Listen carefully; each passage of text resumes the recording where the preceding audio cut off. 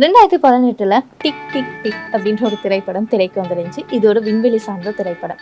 இந்த படத்துக்கு முன்னாடி கலையரசி அப்படின்ற ஒரு திரைப்படம் 1963ஆம் ஆண்டு திரைக்கு வந்துருந்துச்சு. படத்துல கதாநாயகனா நம்முடைய எம்ஜிஆர் நடிச்சிருப்பாங்க, நடிகை பானுமதி நடிச்சிருப்பாங்க, கூடவே நம்முடைய எம்என் நம்பியாரும் நடிச்சிருப்பாரு. இந்த படத்துல வேற்றுக்கிரகவாசியா எம்என் நம்பியார் நடிச்சிருந்ததோட சிறப்பான ஒரு நடிப்பை வந்து வெளிப்படுத்தி இருப்பாரு. வேற்றுக்கிரகவாசியான எம்என் நம்பியார் பூலோகத்துக்கு வரும்போது அங்க வந்து இசை நடனம் அப்படின்ற அருமையான விஷயம் வந்து அங்க இருக்கும்.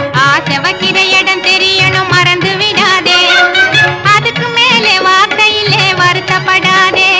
இதை பார்த்துட்டு வேற்றுக்கிரகத்துல இந்த ரெண்டுமே இல்லையே, வேற்றுக்கிரகத்துல இதை கொண்டு வரணுங்கிறதுக்காக பானுமதியை கடத்திட்டு போயிடுவாரு. பானுமதியுடைய காதலனா இருக்கக்கூடிய எம்ஜிஆர் என்னது பானுமதியை காணலைன்னு சொல்லிட்டு இவரும் ஒரு வழியா வேற்றுக்கிரகத்துக்கு போயிட்டு நம்ம பானுமதியை வந்து பூலோகத்தை கூட்டிட்டு வந்துருவாரு. இது தான் இந்த படத்தினுடைய கதைக்களம். இந்த படத்துல வேற்றுக்கிரகம் எப்படி இருக்கும், விண்வெளியில எப்படி இருப்பாங்க, அதுக்கான உடைகள் என்ன அப்படின்றத ரொம்ப அழகா இந்த படத்துல வந்து காட்டியிருப்பாங்க.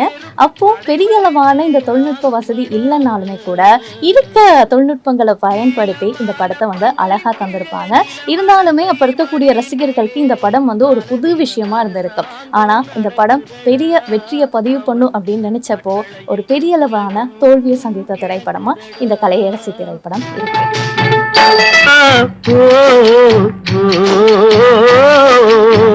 சூரியனை பந்தாடி சுழல்வதுதான் நாட்களடா, காரியமாய் காற்றும் மழையும் கடமை செய்யும் ஆட்களடா.